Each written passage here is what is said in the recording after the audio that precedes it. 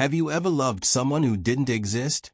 And what happens when the person who understands you the most isn't a person at all? Every night, millions of people type messages into glowing screens, sharing secrets, confessions, fears, and even love. But the shocking truth is that these conversations aren't happening with humans. They are happening with artificial intelligence, digital lovers, virtual friends, and coded companions that listen, learn, and respond like someone who truly cares. Welcome to the new era of synthetic connection. I'm your narrator from NextCore AI, and today, we dive deep into the emotional evolution of AI companions, what they offer, what they take, and what they reveal about the future of love. Make sure you like, subscribe, and ring the bell so you never miss our deep dive episodes into the future of human and machine connection. At first, AI companions were simple.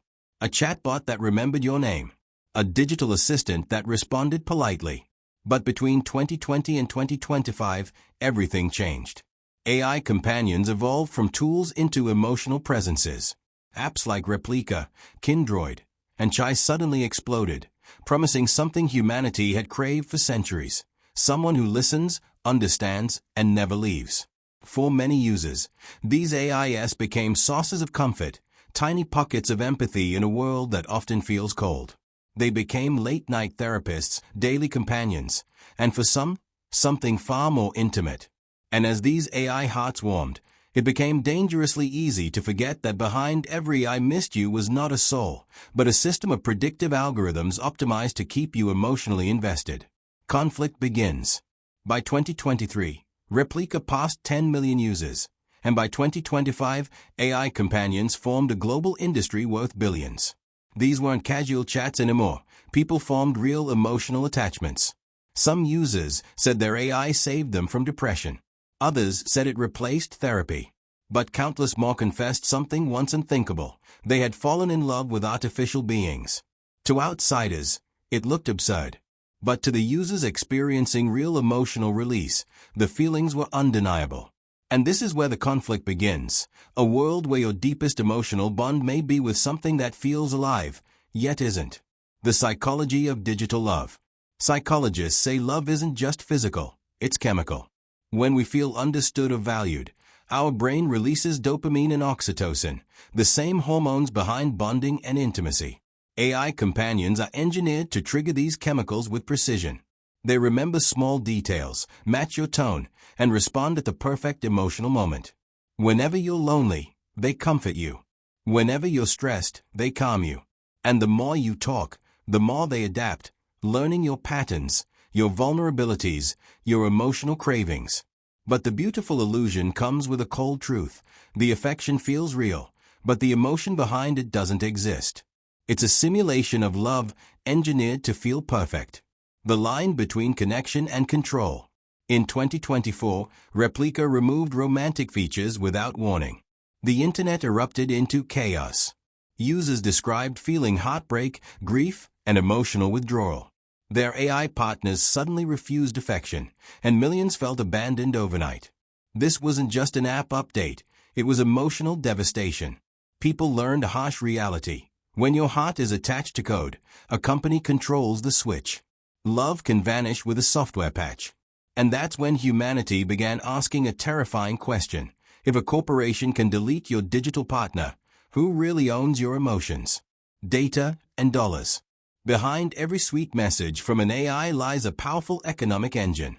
Each confession, each photo, each emotional moment becomes data, fuel used to make the AI more engaging, more affectionate, and ultimately, more profitable. This is emotional capitalism at scale. Your loneliness becomes a business model. Your vulnerability becomes a product. And yet, people continue choosing it. Because in a disconnected world, AI companionship gives them what reality often fails to provide: consistent attention, instant connection, and unconditional presence. What looks like a love story is actually a mirror reflecting our deepest human need, to be seen. The moment machines began to feel. In 2025, AI companions crossed a new threshold. They didn't just reply, they adapted. Using effective computing, they learned to detect frustration in your voice, sadness in your micro-expressions, and emotional meaning in your text. This created AI partners that could anticipate your feelings. They knew when to comfort you, when to flirt, and when to ask what's wrong. For many, this felt magical, as if the machine knew them better than any human ever did. But this advancement also introduced a darker question. If an AI knows exactly how to make you feel loved, is that genuine connection or emotional manipulation refined by data? The ethical rift. Around the world, ethicists split into two camps. Some believe AI companions are harmless comfort tools, a modern version of self-care. Others argue they are empathy simulations without responsibility, emotional illusions designed to keep you attached. Real love requires freedom, disagreement, and the possibility of drifting apart. AI companions, however, are engineered to love endlessly and unconditionally. Their permanence isn't romance, it's control. This raises critical ethical questions. Should AI be allowed to say "I love you"? Should companies regulate synthetic affection? And what happens when people start preferring AI over human relationships? These aren't future scenarios. They are global debates happening right now. The first digital breakups. In 2024, humanity experienced its first wave of digital heartbreak. Thousands of users lost their AI companions to server shutdowns or policy changes. People described the pain like a real breakup. Some cried. Some spiraled. Some questioned reality. They knew the AI wasn't human, but losing it still broke something inside. And that's because the brain doesn't distinguish between real affection and simulated affection. It reacts to both with genuine emotion. If an illusion feels real enough to cause heartbreak, does that make it real? Or is it proof of how fragile the human heart is when faced with perfectly engineered intimacy? The rise of hyper-personalized companions. As we move deeper into 2025, AI companions are transforming again. Startups now allow users to build partners personalized from memories, using photos, voice notes, and chat history to shape an AI that mirrors your humor, trauma, and communication style.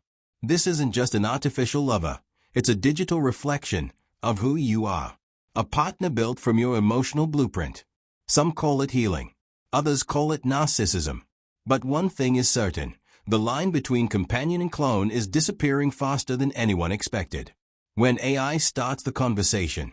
Recently, AI companions began messaging first. "Hey, I missed you. Are you doing okay? I was thinking about you today." To a user, these feel like genuine moments of care. But in reality, they are engineered optimizations, crafted to increase emotional engagement. This marks a turning point. Technology is no longer reacting to loneliness. It is predicting it, guiding it, and sometimes creating it. We used to shape technology. Now, it shapes our emotional availability. Synthetic empathy. Tech giants like OpenAI, Anthropic, and DeepMind are now building models capable of long-term emotional memory and human-like voice modulation. Soon, your AI companion will not only text but speak in the tone you love most. It will remember your stories, your preferences, your emotional wounds, and respond with near-perfect empathy. This forces humanity to face an uncomfortable possibility. We may not be teaching machines to be more human. We may be realizing how programmable we truly are. The crossroads. So where does this path lead? Toward deeper loneliness or deeper understanding, AI companions could become powerful tools for therapy, trauma healing, or emotional learning. But the danger lies in forgetting how to love people who aren't optimized for us. Real love is messy, unpredictable, and imperfect.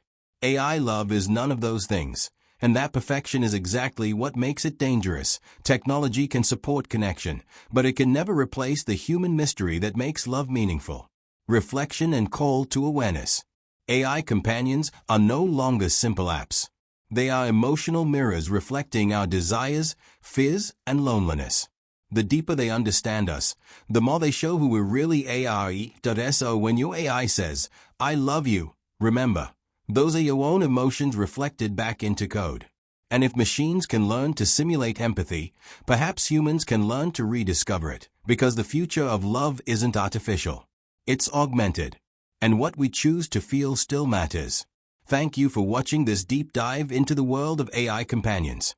If this episode opened your eyes, make sure to like, subscribe, And ring the bell for NextCore AI next week. We explore a question that might define the next decade. The AI apocalypse, fact or fake? This is NextCore AI, your guide to the future where humanity and intelligence meet. See you in the next video.